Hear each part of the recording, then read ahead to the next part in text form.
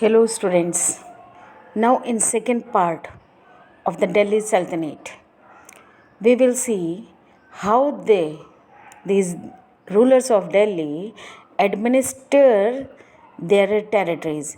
Means छोटी छोटी जगहों पे कब्जा करना तो आसान काम था, but how they are able to administer that one. In this module, we will see कि administration under the Delhi Sultans.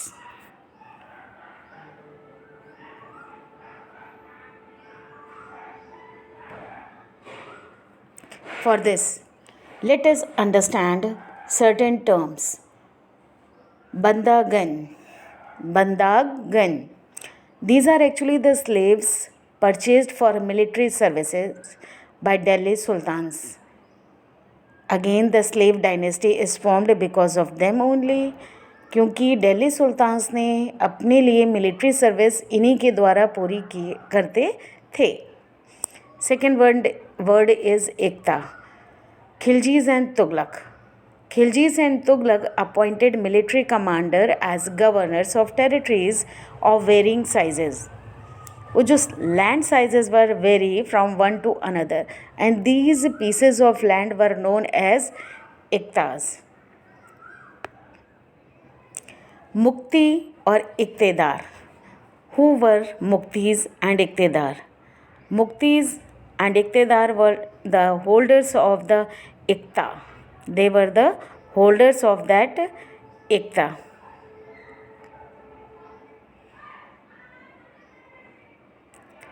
Now, what are the functions of Muktis? Now, please try to understand the main functions of Muktis. They used to lead military campaign. Their second important work was to maintain law and order in their iktas, and their third work is they collect a revenue from their iktas and paid salary to their soldiers. यानी कि इस एकता से वो जो भी revenue tax collect करते थे, they are suppose to pay salary to their soldiers from these revenues. I hope you are able to understand. Yes or no? Yes. Now, what were the steps taken to ensure that Muktis perform their duties well? Means, what were the steps taken by the rulers so that these Muktis perform their functions well? First of all, their office was not made hereditary. It is just as so that their office was not made hereditary कि उनकी किसी एक family के ही लोग उस एरिए पे कब्ज़ा ना कर पाएँ. Second, they were assigned iktas, means land, as salaries for a short time period before being transferred. Third, accountants were appointed to check the amount of revenue collected by the muktis or iktedars. Care was taken that mukti collect not only the taxes which is prescribed by the state, along with that they are supposed to kept the required number of soldiers. Means not only their main function is to collect the taxes, they are supposed to keep the required number of soldiers also.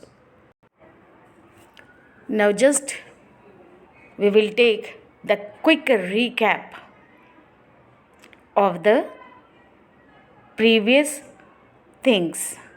First, how did the Sultan control and consolidate such a vast kingdom? How they were able to control or administer such a vast kingdom? First, the consolidation and control of a vast kingdom needs reliable governors and administrators. The early Sultan trained special slaves, called them Bandagan in Persian language, who were purchased for military services. They were trained to hold important political offices also. Military commanders were appointed as governors of territories of varying size called iktas. Holders of iktas were called iktidar or muktis. They were responsible for leading military campaign and maintaining law and order in their iktas. They also collect the revenue in lieu of their duties and services. Accountants were appointed by the state to check the amount of revenue collected by these muktis, and they are supposed to keep the soldiers ready to provide them the military service. What was the impact of Mongol invasion on Delhi Sultanate? What was the impact of Mongols on Delhi Sultanate? The northern eastern part of Iran was indeed invaded by Mongols under Genghis Khan in the year 1219. Soon after this, they attacked the Delhi Sultanate. During the reign of Alauddin Khilji and the early reigning period of Muhammad Tughlaq, there was an increase in the attack of Delhi Sultanate. Means continuously they are attacking on the Delhi region or Delhi Sultanate. Consequently, they had to mobilize a large standing army in Delhi, which posed a huge administrative challenge for the Delhi Sultans. How Khilji, Alauddin Khilji and Tughlaq dealt with Mongol invasion. It is given in the form of comparison. First column belongs to Alauddin Khilji and the second one is for Muhammad Tughlaq. Delhi was attacked twice. He raised a long standing army. He constructed a garrison town named Siri for his soldiers. Whereas Muhammad Tughlaq, what he has done? He raised a long standing army and was confident about the strength of his army. Soldiers garrisoned in the oldest of the four cities of Delhi, named Delhi A Kunha. After emptying it of its resident, the residents were sent to the new capital of Daulatabad in the south. The city Daulatabad was formed by Muhammad Tughlaq. He wanted to make the new capital as Daulatabad. He sent all the people, all the residents to the Daulatabad.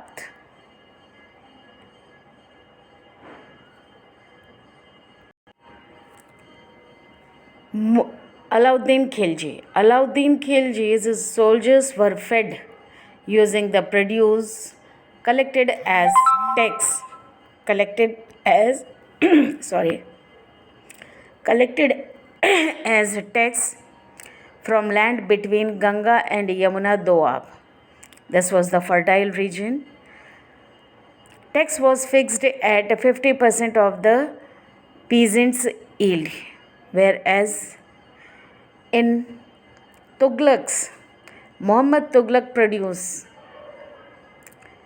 the same produce from the same area and collected the tax for feeding the army. Means procedure was almost the same.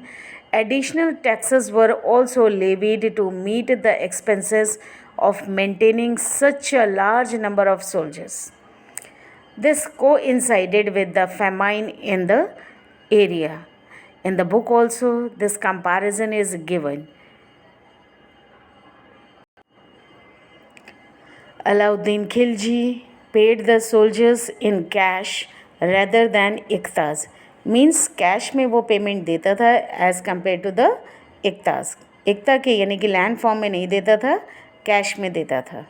He controlled the prices of goods in Delhi to prevent the merchants from inflating them due to the dependence of the soldiers on them for supplies. Tughlaqs. He also paid the soldiers in cash. He used a token currency. He used a token currency. पैसे की बजाय token दिया जाता था. Token currency made out of the cheap metals. और जो token होते थे वो चीप मेटल्स यानी कि सस्ते मेटल से बने हुए होते थे. But these coins were not trusted by the people. These coins which were used by introduced by Muhammad Tughlaq, they were not trusted by the people of the 14th century. It could be counterfeited easily, and also people saved their gold and silver coins and paid their taxes using token currency. This was the biggest mistake of the Muhammad Tughlaq. Alauddin Khilji had a successful administration and gained praise from chronicles for cheap prices and efficient supply of goods in the market.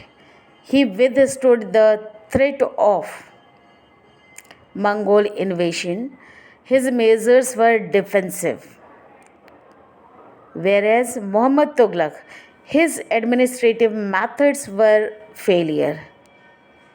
He made 3 mistakes: change the capital, change the currency also, है ना. That is why in administration he was totally failed.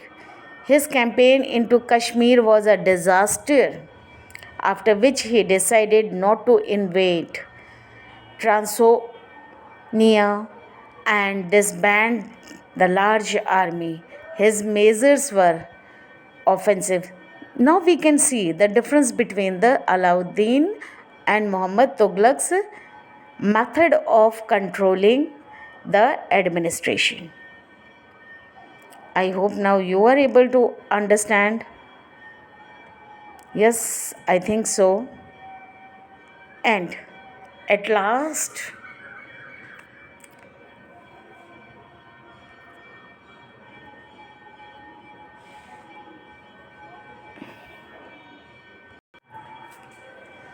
now very quickly we will see the several mosques which were built by the Delhi Sultans in city of Delhi as well as nearby cities and all over the subcontinent.